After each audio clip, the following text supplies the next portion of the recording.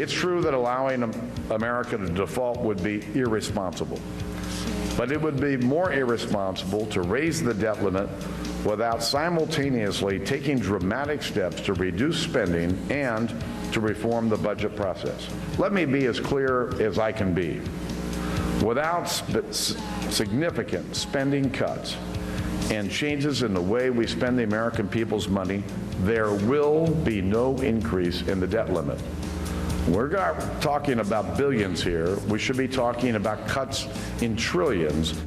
That Sunday night when we got the news about bin Laden, I was sitting in a room with a group of people, and a lot of people saying, wow, Obama's going to shoot up. This is huge for him. And you look at the numbers, and it's marginal. His bump in this poll, anyway, goes from 49 to 52. It's within the margin of error. It's about the economy. Right. It is about the economy. Everyone's happy and thrilled that Osama bin Laden is gone, dead, no longer stalking the earth.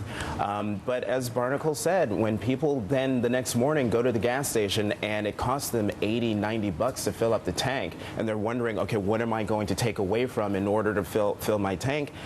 The euphoria over bin Laden's death disappears, evaporates very, very quickly.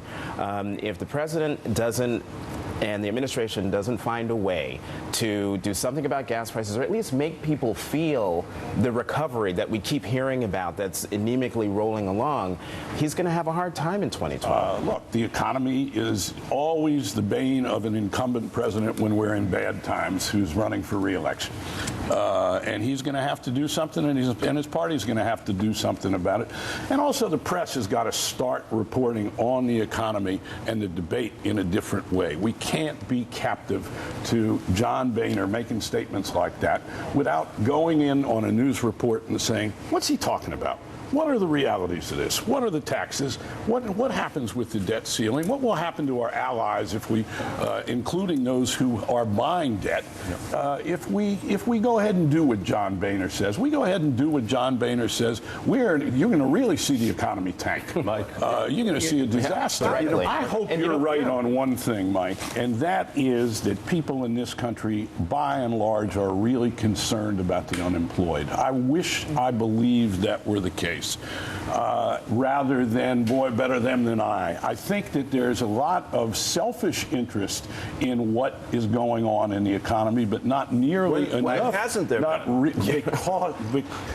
a really good question. I think partly because there is a racial perception involved, which is not even accurate about who the unemployed in this country are.